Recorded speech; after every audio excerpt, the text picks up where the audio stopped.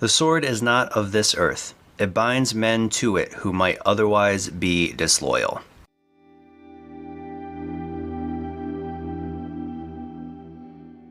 Hello, and welcome to Visions of the Past. My name is Andrew, and I am the host of this Assassin's Creed lore podcast. This is episode 24, and today we're going to talk about the group of artifacts that was being discussed by Chaya Sojiro Kainobu, the Swords of Eden. The Swords of Eden were first introduced in the glyphs of Assassin's Creed 2, and it is here that we start to get an idea of not only what the swords are, but where they take their inspiration from. It is inside the fifth puzzle that we see paintings of Perseus, Sigmund, Attila the Hun, King Arthur, and Joan of Arc that claim the swords they used were pieces of Eden. These five people, being shown as wielders of Swords of Eden, show us the inspiration behind them. Three of these paintings are of legendary or mythological people who use a sword to either kill a monster or that was by their side and led them to uniting and defending their people. The other two are historical people that led armies to wins that no one thought was possible. Assassin's Creed 2 is not the only place in the series that we see the Swords of Eden, though. They are also in Assassin's Creed Unity and Assassin's Creed Odyssey, along with the side game Assassin's Creed Memories and the novel Assassin's Creed Heresy. As of right now, there are three known Swords of Eden. Swords 1 and 2 are only labeled by their Abstergo numbers, Swords 1 and 2, and the Sword of Damocles. There are also a few users of unknown swords, but we'll talk about them after detailing the histories of the known swords. But before we get there, we have to talk about what these swords can do. When in use, the wielder of the Swords of Eden will see their charisma and leadership enhanced, allowing for them to gather great numbers around them, and they would also lower the morale of opposing forces, allowing for battles to be won and empires to expand in ways no one thought would be possible. Each known sword also has the ability to project energy in the forms of direct attacks, traps, or even creating an energy shield. It is unknown if all the swords could instantly transport the user, but there are instances where the swords have caused this, along with being able to locate an enemy during a battle. The first sword we saw outside of the glyphs is known by Abstergo as Sword of Eden I. It was created by Hephaestus during the Isu era to bring an end to the War of Unification, and designed to work with another piece of Eden known as the Heart. Nothing else is known about this sword until it is seen in the hands of the Knights Templar in 1307. This was the year that Pope Clement V branded the Templars heretics, and on October 13th, an attack on the Parisian temple by the forces of King Philip IV of France would force Templar Grandmaster Jacques de Molay to entrust his advisor to hide the sword. This advisor would hide the sword, along with de Molay's codex, in a secret chamber under the temple before his death at the hand of master assassin Thomas de Cornelion. De Molay, though, would not have the sword hidden with the heart, and would take the heart with him and hide it within his cell at the Chinon Chateau. The sword would not be seen again until 1429, when Joan of Arc was guided by voices to obtain the heart, while she waited for an audience with then uncrowned King Charles VII of France. She would also obtain the sword on March 8, 1429, from Father Michael of Sainte Catherine de Fierbois. Joan would use the sword all the way up to the siege of Paris in September of 1429. It was here the Templars would recover the sword, eventually placing it back under the temple in Paris. But the heart would be thrown into the Seine River after Geoffrey Theurge, believing it to be Joan's unburnt heart after her supposed execution. We would see this sword again in 1794 when François Thomas Germain used this sword during a fight with Arnaud Dorian and Elise de la Serre. During this battle, Elise would strike a blow to the sword that would unstabilize the weapon, and when Germain tried to use another energy blast, the sword would malfunction, with the resulting explosion destroying much of the room within the temple they were in. It would kill Elise and mortally wound Germain himself. Following Germain's death, Arnaud would use the sword, though many of its abilities were lost. Falling out of history again, the sword, now unpowered, was found being displayed in Alan Ricken's office in 2016. After being inducted as a member of the Inner Sanctum of the Templar Order, Simon Hathaway was given 1 week to fix the sword by reliving the memories of his ancestor, Gabriel Luxart, who served under Joan of Arc.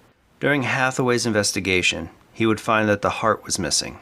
After reuniting the two pieces of Eden, Hathaway would present the completed sword to the inner sanctum, where it would then be returned to Alan Rickon. After which, it would be put with the Templar Order's collection of artifacts after Alan Rickon's death in December of 2016.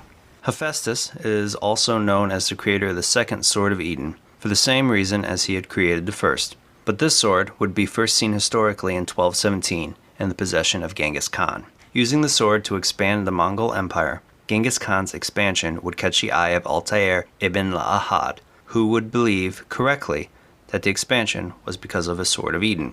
This would lead to Altair, his wife Maria, and their son Durim to leave their home in Masyaf and head to Mongolia, with the intention to assassinate the Khan and retrieve the sword.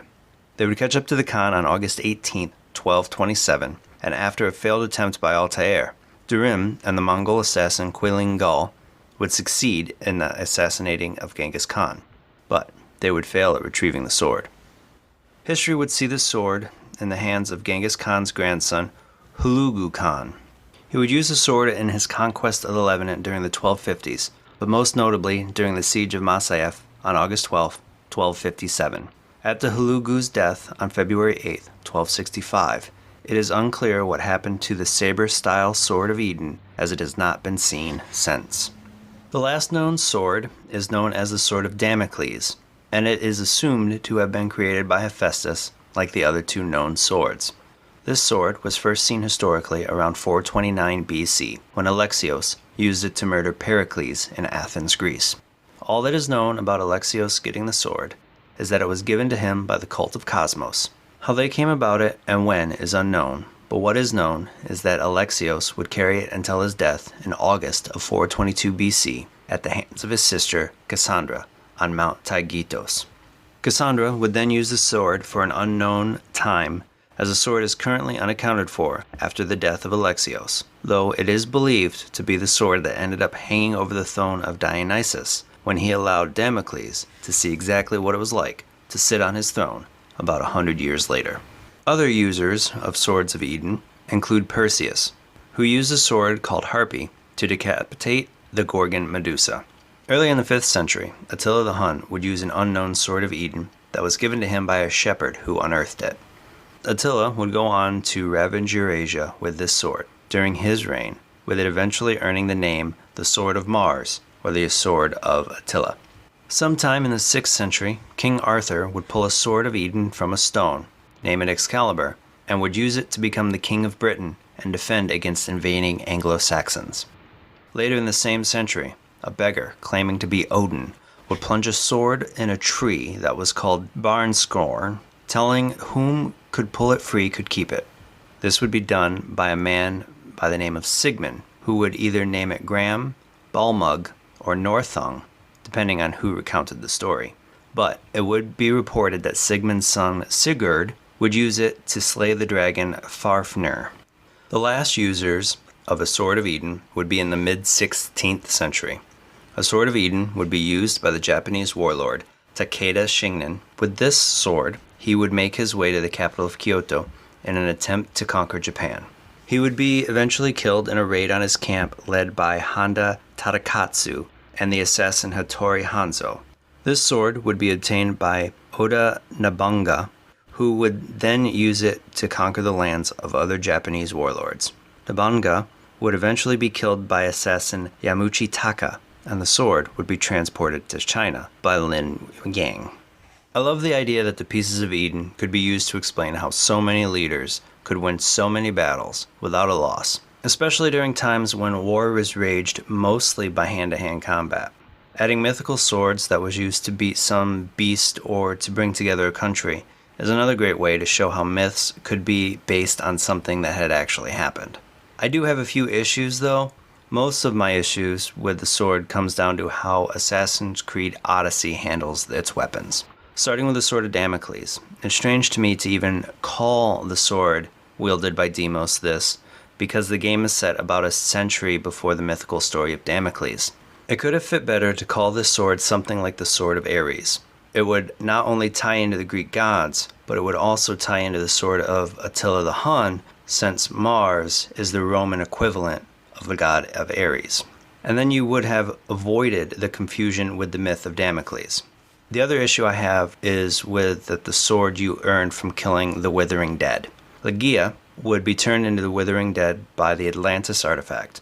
And when you beat her, not only would you get that artifact, you would also get a sword called the Harpy of Perseus, which would affect your bow skills instead of your hand-to-hand combat like the Sword of Damocles.